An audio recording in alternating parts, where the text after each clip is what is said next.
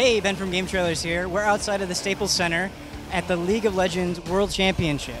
We're here because League of Legends is such a popular game. It requires so much coordination, so much strategy. We're going to interview people that are so dedicated, that have been playing the game for years, to find out what it is that makes League of Legends such a phenomenon. Let's go check it out. I'm here with Michael outside the Staples Center. We're getting ready for the World Championship. Yes, indeed. Yeah. You're even dressed up. I am. I'm dressed as Teemo. Like, everybody loves Teemo, right, guys? The community can be kind of toxic. Have you run into a lot of that? And if you have, how do you handle it? I'd say it's kind of blown out of proportions a little bit, where it's like you'll get that one really crazy guy who won't leave you alone, but then there's a mute button and you can just erase him from the game and focus on what you want to do. I feel like League it's a lot different from something like Call of Duty or like Halo, because in Call of Duty or Halo you can have one person who will just demolish and you'll win the game off that. But League, it's like even if one person does really well, you still have to rely on your teammates to actually to bring you to win the game. You can't just win everything on your own. You can contribute a lot, but you can't solo win. No, not at all. I'm here with Rob and Danielle, and we're outside of the Staples Center League of Legends World Championship. Who are you guys rooting for today? Royal. Oh wow, okay, Royal players. We've been meeting a lot of SK Telecom fans. What is it about Royal that you guys are here for? I like their playstyle more, and I really like their sportsmanship, and I think Faker's overrated. I'm sorry, what was that last one? I think Faker's overrated. You think Faker's overrated? We've encountered nothing but Faker fans. Why do you think Faker is overrated?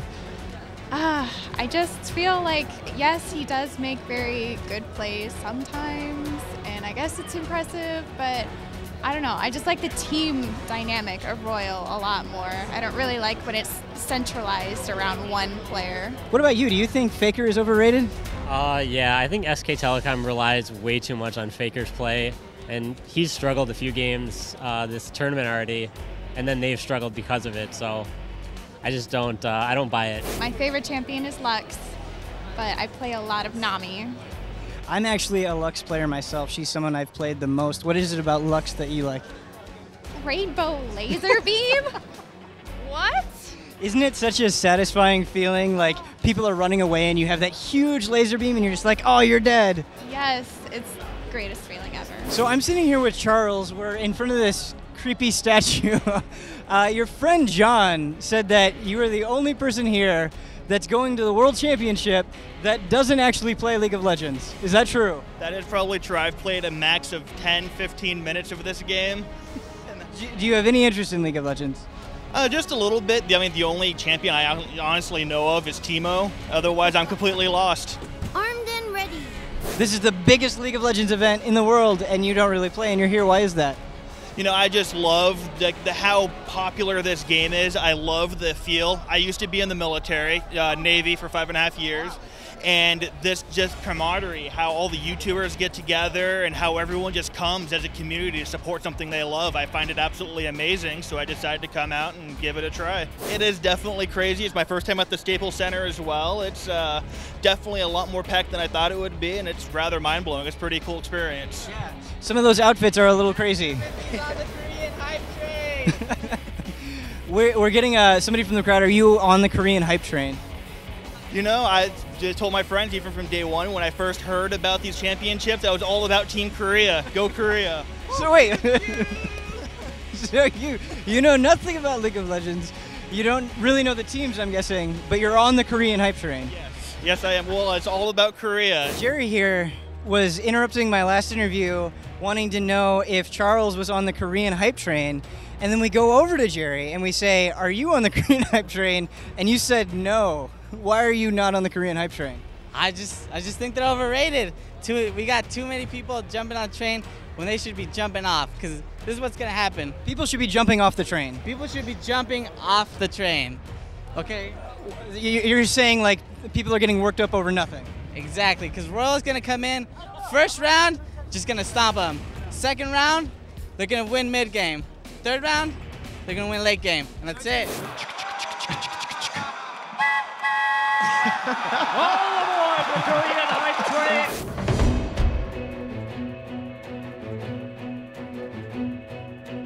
The Looks like they're going to move on to the inhibitor now. This will be one of the first. The siege has been pretty unstoppable from these guys. Right now they go for damage poke. They want the fight. They're not even really going for the turret. It's always the 1-2, the hook. Can they get the cask? Oh, the unstoppable force, and they go into the fight. They're going in for Faker. They do go into the crescendo, but they haven't got him down yet. He's going to run away from this one. Will finally get caught out, but it's the depth of the Royal Gaming getting caught out completely. They are just dropping like flies. Oracle on Bengi. May well force Godlike. He's going to get caught out. The kick comes in. Impact's going to follow on through. Godlike gets kicked back in towards him. He's going to get created. He's going to get dropped down. Equalizer was down in time, though. Uzi gets caught out. He's in trouble. Looks like Uzi may make it out. He forces the flash. Gets into the brush. Can he win? He puts on the barrier. No impact. Gets the leap strike. They take him down, though, as White's coming in from the back. And Lucky tries to hit him. The crescendo comes in. White is in all sorts of trouble, but the Sonya's hourglass is perfectly placed. Can he get out? Force Pulse comes out. No! Piglet is there. Tabe's in trouble. He's going to go down. Piglet's tanking down the turret. And look at Piglet. Look, he's just in all sorts of trouble. He's like, what do we do? What do we do? I give a triple kill to Piglet. A 5-for-1.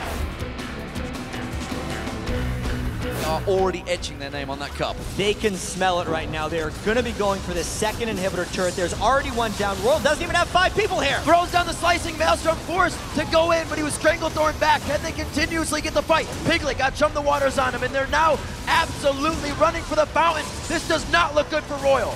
In a complete sweep, SKT Telecom 1 snatched the Summoner's Cup from Royal Club in the Season 3 World Championship. I couldn't help but cross my fingers in the stands since I desperately wanted it to go to 5 games. But still, it was a thrill seeing such skilled players perform with extraordinary coordination and mechanical execution. Honestly, even more thrilling than the matches was the excitement inside the Staples Center. At the end of the day, I'm not sure I've been to a gaming event so overflowing with enthusiasm. It made me wish I got more involved with the League community and reaffirmed why I care about the game in the first place. After the finals, I went right back outside to get a few more fan opinions on the match and more insight into why they care about League of Legends. So, 3-0, Korea just completely stomping China in the World Championship. What did you think of the match?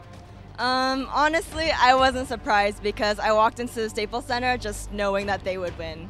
Were you expecting them to do a little bit better? Were you expecting a blowout? I was expecting Royal to do a lot better. Honestly, I thought it would go to the 5th game. I was like, oh, over in 3 games, 3 in a row, really? It was sad. So you said you didn't know about really Royal going into the World Championship, but you knew about Korea. I definitely knew about Korea. Definitely. SKT, I was watching them the whole time. Yeah, is Faker your guy? Faker's my guy, if that's not apparent. Faker.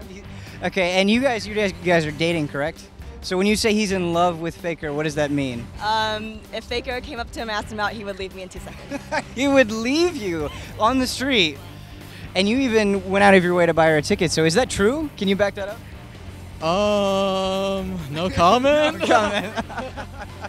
You know, outside of the match itself, being at the Staples Center, this is the biggest esports event in the country. It was really incredible seeing 11,000 people all around. What did you guys think? How did you feel watching the match? Besides the matches, I think most people came here to meet people, to meet the friends that they play with, that they play League every day with, and just like have a good time. What is that one crucial element that you get here that you don't get on stream? Definitely the sound, the feel you get, just the emotion of everybody cheering. Tickets here are sold out in like under an hour. It's like from like either 20 to 50 minutes, I don't know. I'm hearing stories of both, but they sold out like immediately. It's crazy. Now, when tickets went on sale, were you like waiting at your computer, just refresh? Oh, yes, it was a refresh, it was a waiting room. You see, like, I would normally wake up at 3 p.m. every day. I had to wake my ass up at 11 a.m. That was nuts, but it was worth it. So worth it. When you got tickets, were you just ecstatic? Were you just like, oh my God, I got it? I truly was. None of my other friends got tickets. It was like, ha, in your face, I got tickets.